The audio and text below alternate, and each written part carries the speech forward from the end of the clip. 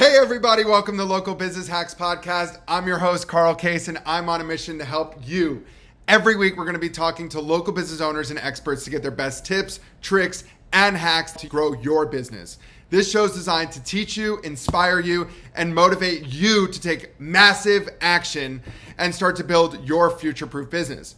Whether you're just starting off or you're taking your existing business to the next level, this episode is for you. So let's get started.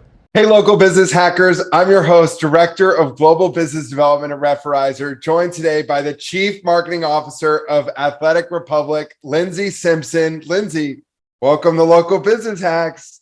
Thank you, Carl. I'm excited to be here. Thanks for the invite. Of course. So I imagine that you didn't become the Chief Marketing Officer because you just woke up one day and said, I'm going to be the CMO of this forever evolving athletic brand. Talk to us about your story and what got you to this point.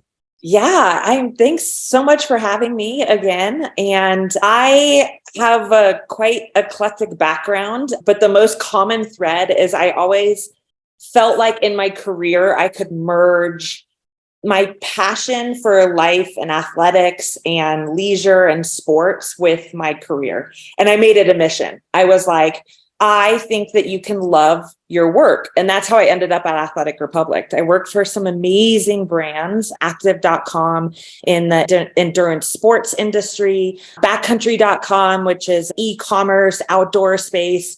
I worked for Adobe in the agency world, got a bunch of tech background, and then landed back home here in beautiful Park City, Utah, right in my backyard for a global company called Athletic Republic. I had known of the company for quite some time, as you do in a small town like ours, and Athletic Republic, it just had everything that I was passionate about. I'm a mom of two. I've got an 11-year-old daughter and an 8-year-old son who are both in athletics. I was as well. I wasn't professional at anything, but I was just good enough at a little bit of everything. Married my college sweetheart, who was also in athletics. That's a story to tell another day.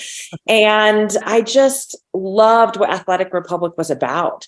It is about changing the next generation of athletes and the next generation of humans. They train athletes. We do sports performance training for all athletes, all ages. And I was just so passionate about what they did. And to come to find out that we have over 80 locations worldwide. We're in 5 countries and we're a franchise, but we're an old brand. We've been around for 32 years. It was just everything about it was like, this is everything I want in my career. I'm passionate about it. I get to pass it on to the next generation. My kids get to train there. I get to have global experience helping to grow this brand. I get small business experience for being passionate about guiding our small business owners with local business hacks and be successful and have generational wealth. And so, God, long story short, I'm so passionate about being here. And I swear, I know you might argue with me, but I have the best job in the world. I work with the best people in the world. I get to do the most exciting things every single day. And it's just very fulfilling. Well, congratulations to you and for Athletic Republic for having you as a team member. And thank you for answering our second question of how can you get involved. But tell me more. How can people get involved with Athletic Republic? If they aren't as excited before they heard the name, now they hear you. I mean, they got to be excited. So how can people get involved? Are you guys looking for more territories? Are you looking for more members? Yes. I mean, all the above. We're growing rapidly. So we're looking for new franchise owners that are passionate about sports performance training. A lot of our owners either come out of corporate jobs that want control over their career, were previous professional athletes or even collegiate athletes that want to find a way to make their passion a career.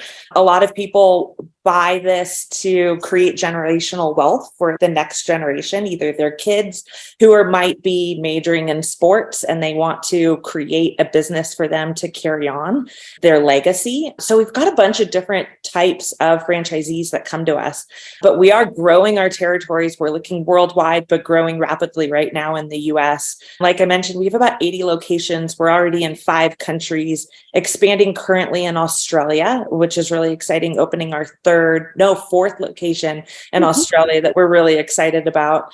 But, overall, we've been around for 32 years. I think our challenges were very well known in the locations where we are already located, but maybe not a common household name nationally. We're not a Nike, not an Under Armour, we're not an Orange Theory, but we're very well known in the areas that we're at. So we're looking to continue our brand awareness, telling the stories of our athletes, making people aware of Athletic Republic and the importance of training athletes at any age, but especially at a young age, to learn proper mechanics, to learn injury prevention, to learn commitment and dedication to sports. And I mean, we're changing athletes every day and it's exciting. So all the above, we're looking for customers, athletes, media opportunities, new franchisees. So yeah. That's awesome. Lindsay, I'm excited for you guys and to follow the growth. And for people listening, athleticrepublic.com. Thank you. Of course. Jumping right in, local business hacks. I know that you have some awesome stories that have shaped you and your CMO career throughout this journey. Give us some of those stories, Lindsay. Let's hear your local business. I tell people all the time, the reason why I love my role so much, and it's one of our core values, is that here at Athletic Republic, we believe that we're always changing. As soon as we feel like we're stagnant, we've done something wrong. I never want to feel like I've tapped out in my career or in my experience or in my knowledge. And so I promise every single one of our franchisees and every single one of my coworkers that I am committed to always changing. And that's why I love marketing. I mean, you know this, Carl. Marketing changes every day. Like the minute you think you have it figured out, Chat GPT comes out or generative AI, and all of a sudden you have to figure out a new technology. You need to staff for new people. You need to pivot. And so I've just kind of built my career, my perspective on marketing, that as long as I'm always changing, as long as I'm always willing to say, especially since the pandemic, I don't know how to do this. You know, it's okay to be humble enough to say, oh, really? You haven't been through a worldwide pandemic? I have. And so I feel like the pandemic was a great opportunity to put us all in the same boat. All of us in the same boat. And the chief marketing officers out there that really succeeded were the ones that were nimble, that learned really quickly. And I think that we're also starting to fall back on some old marketing techniques. And the most success that I've had is just our ability to tell our client stories. And I am in the perfect role because every day I get to tell athlete stories. And there's nothing better than talking to a parent or talking to an athlete, being able to hear what their experience was with Athletic Republic or what their experience was in their sports journey. And then taking that and applying that to all of the marketing tactics that we know how to do in digital marketing and retargeting, generative AI and things like that. And so that is my most powerful local hack, is telling our athletes' stories authentically. And I've got some funny stories for you that I look back. It's changed the way I do business for sure. When I started at Athletic Republic, I joined the fitness industry right before the pandemic. You know, fantastic idea, right? But it was the best decision I could have ever made in my career. And I would have done it again 100 times over. But I joined right before 2020, and 2020 was Athletic Republic's 30-year anniversary. And so back in August, we got to celebrate our 30-year anniversary. And what better to do that than find a way to put together a video montage of athletes that have trained with us. I mean, Carl, some of the athletes, we've trained like 3 generations of athletes, 30 years. That's going deep into the archive. And so we put together this video montage. I got to put together this video montage interviewing athletes that trained. I mean, we're talking jiu-jitsu athletes, the world's best pickleball player, Olympic skiers, ESPN Heisman Trophy winners, John Brankus from ESPN, who ran sports science, just some incredible people from all walks of life, all ages, literally get on camera because we couldn't go film or interview any of them, and hear their story about their experience with Athletic Republic, what it meant to them. And I'm a very I get very swept up in the emotion, and to be able to tell the emotion, I think, is how we properly sell our business and our products. It's not by here's the products and here's what you're going to get. It's what is the end result. And I've got to tell you, these athletes, to hear a few of them say, thank you to my trainer at Athletic Republic in Indianapolis. He trained me 20 years ago, and he taught me the importance of hard work and work ethic. And I might have 5 championships, medals, and I'm an Olympic athlete, but because of Athletic Republic, I'm a better man. I'm a better husband. I'm a better father. I'm a better community member. And to me, that is the result we want from our brand and our business. I can't make that stuff up. These people we're influenced by our coaches and our trainers. And from there, we developed stories, campaigns, athlete highlights, trainer highlights. And so from just one simple act of putting together this video montage of all these athletes, I cried my way through the whole production of it for sure.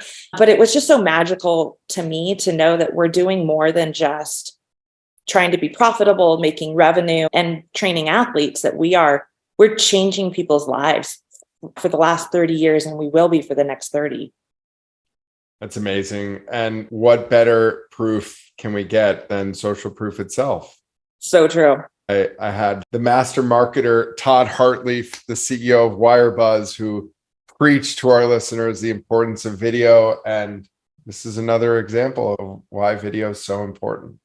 And actually, I'm glad you brought that up, because it doesn't have to be professionally shot either.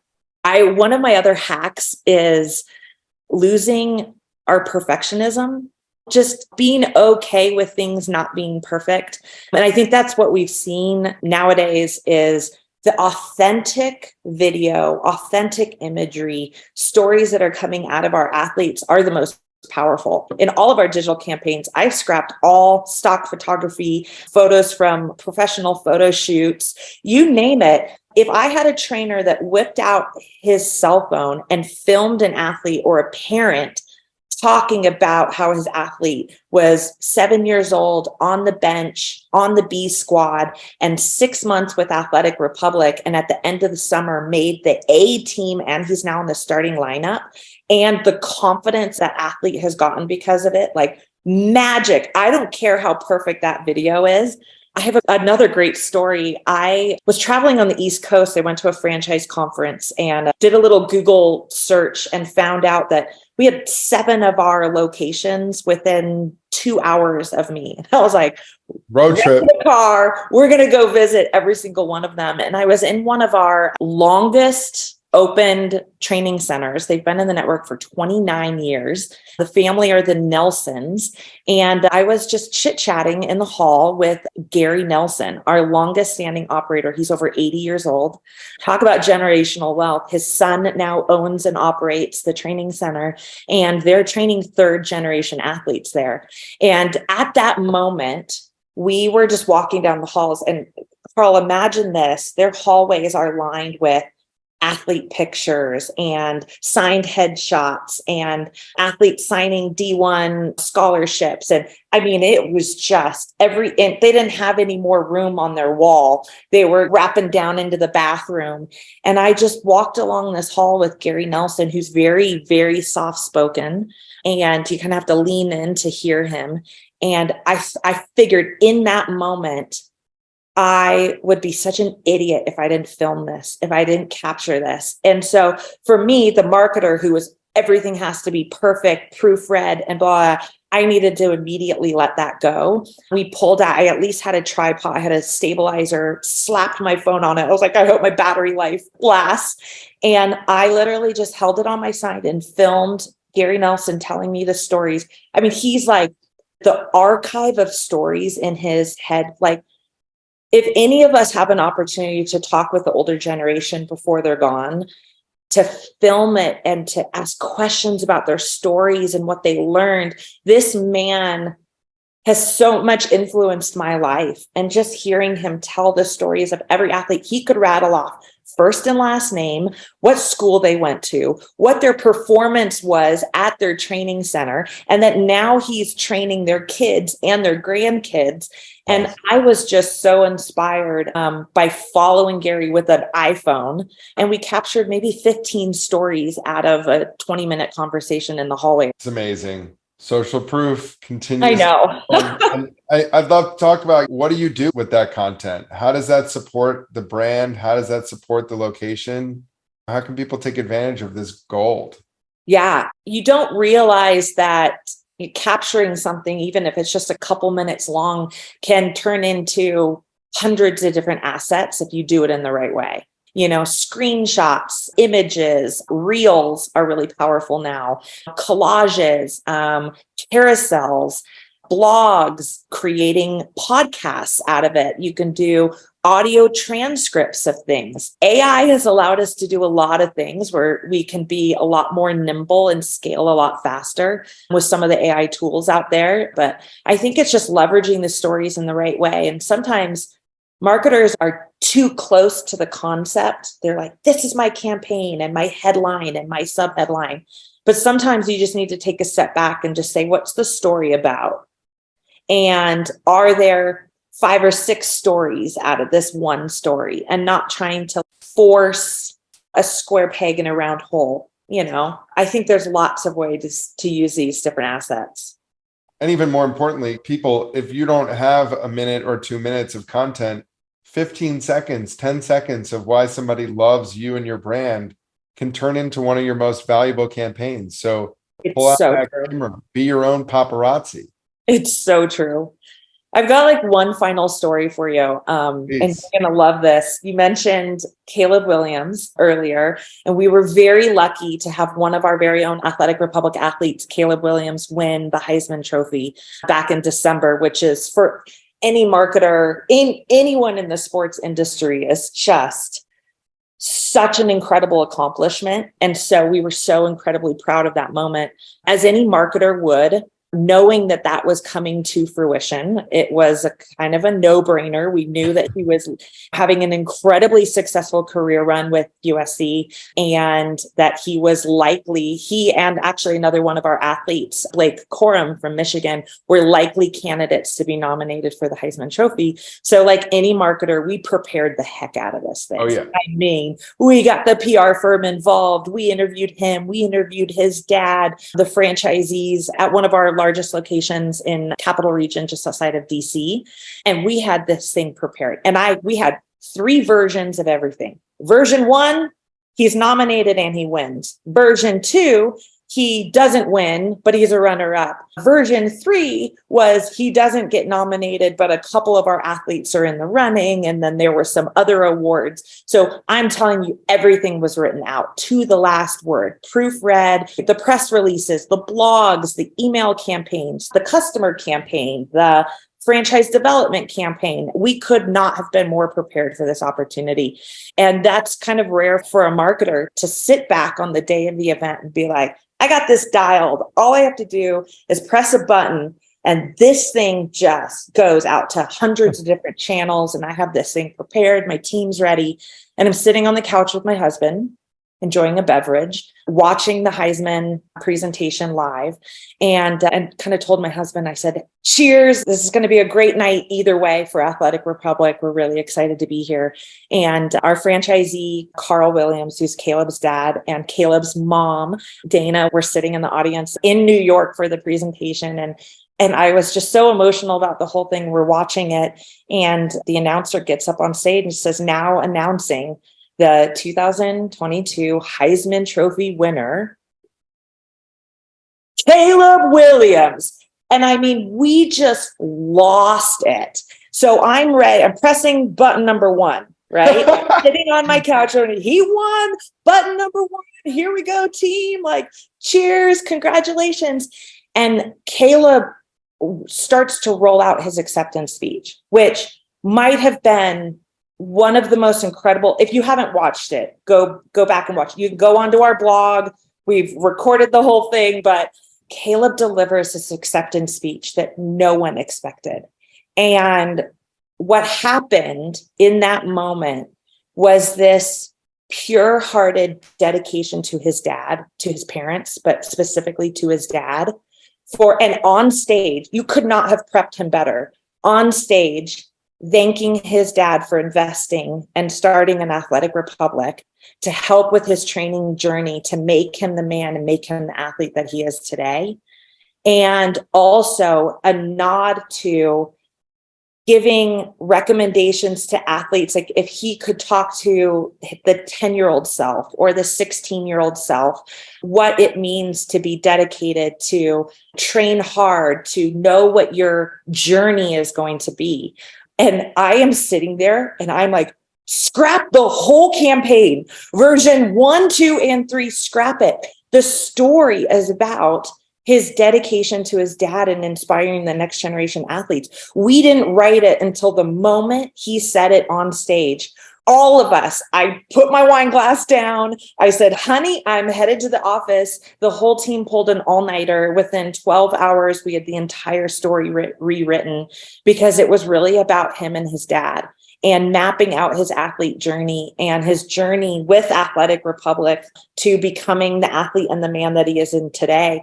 And so my lesson through that all was, I don't care how prepared I was.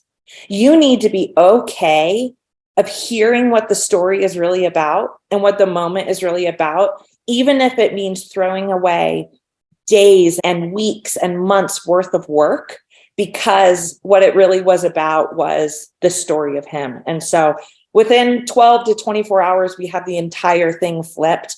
We rewrote everything. I mean, every single asset. We reshot the videos. We positioned Carl Williams and Athletic Republic Capital Region for a series of awards. This last couple months, they won a Franchisee of the Year, celebrated in Vegas. We had the opportunity to interview them. They're so humble too, because you're like, you've trained the Heisman Trophy winner. Like, how does that feel? And they're like, it's not about Caleb. It's about every single one of the athletes that comes into our center. Like, we support every athlete. We're making better people in their region, District Heights. The way out of town is through Athletic Republic. It's learning the values of working hard. It's training. They offer NIL deals to athletes, VIK deals. Their cafeteria served food during the pandemic for schools, for kids that didn't have lunches during when schools were closed.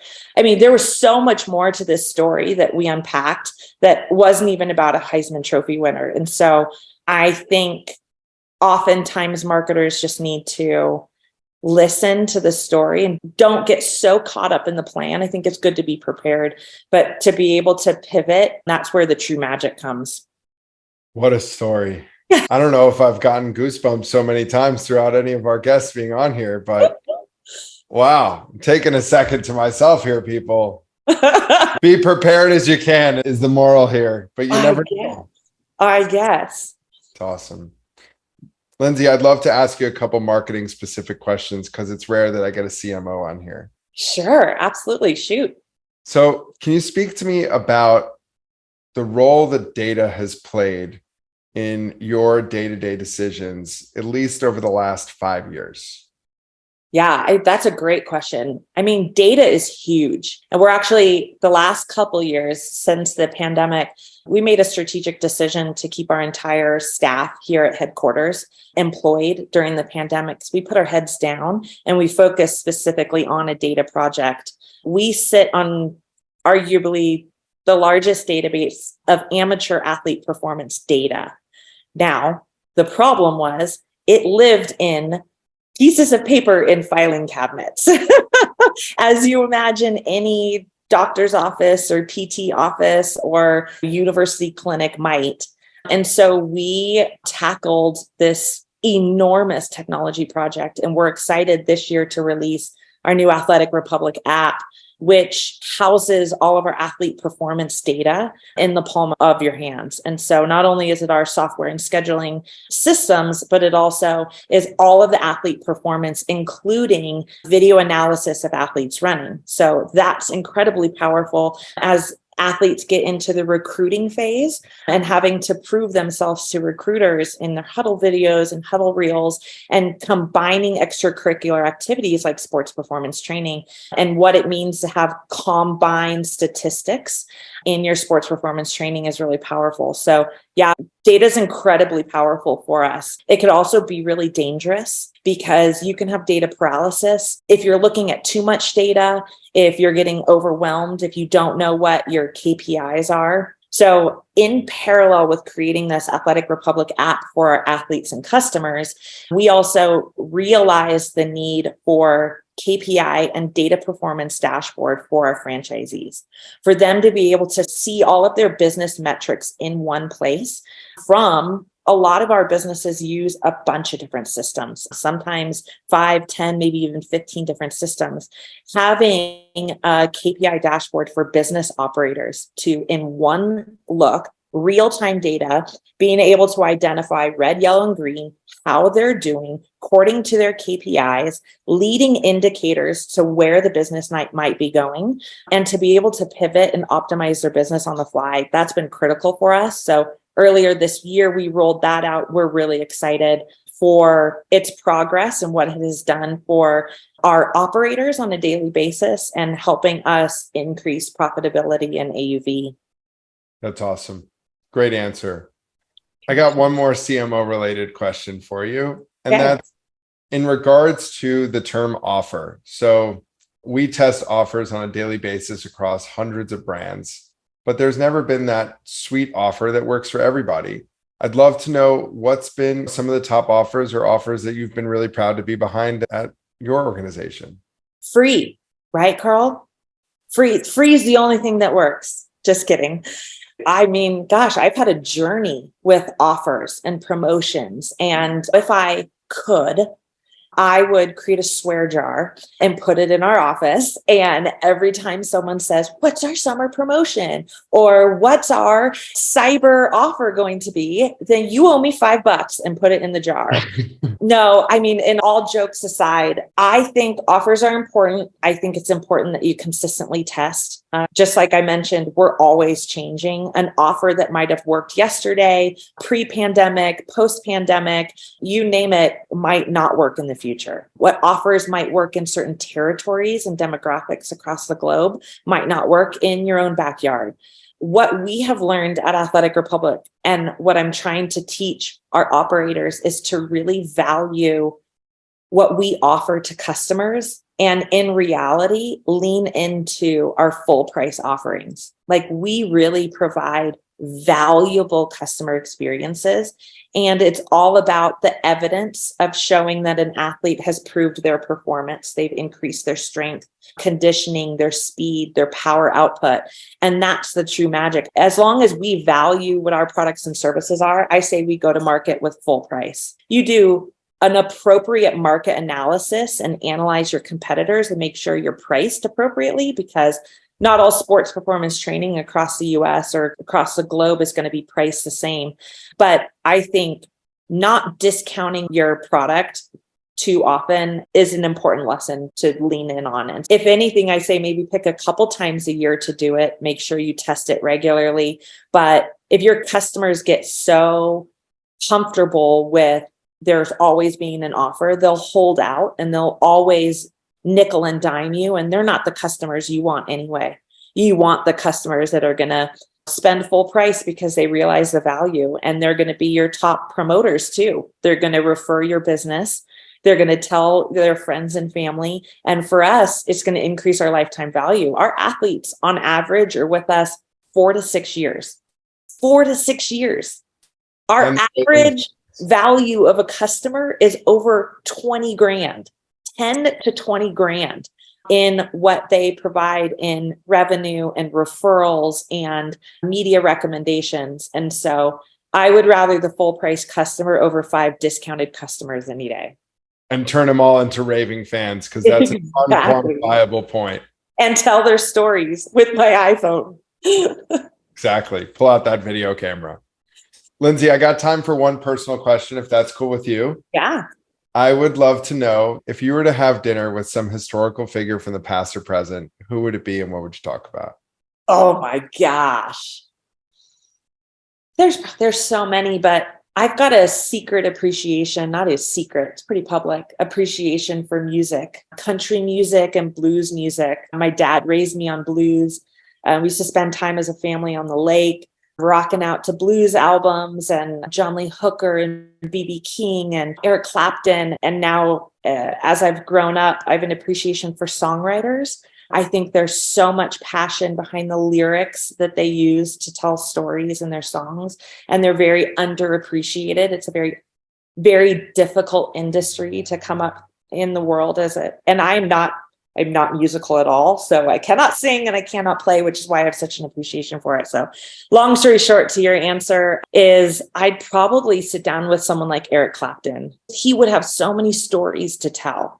The lyrics behind Layla and why he plays the way he does and the people in his career he's been able to play with. I just would pick his brain on all of those things and what stories haven't been told yet. I'm sure he's writing on a daily basis. And so if anyone has an opportunity to go experience kind of songwriter circles like at Bluebird or in Nashville or in your local town, go have an appreciation for where songs come from and go support artists who also write their own songs or participate in the writing process, because I think that's really powerful. And that would be my answer to you. I love that. I had a feeling when you started to talk about singer-songwriters and blues, and I was like, she's about to say Eric Clapton. And I was glad to predict that one. Lindsay, my last thing that I want to ask is, what are some of your favorite books that have really shaped you and your career thus far? There's so many. And I feel like every couple of years, new books come out, business books and personal books. There's one called Tuesdays with Morrie. Have you ever read that? It's a beautiful account of an old man. And like I mentioned earlier with Gary Nelson, listening to the stories of the older generation, I think I'm so passionate about. And whether you're religious or not, capturing every moment of someone's life before they're gone, I think is really powerful. It's a really easy read. There's another one. I'm not telling you about business books. I probably should, but Food for Love. But I read it after I did my study abroad in Italy.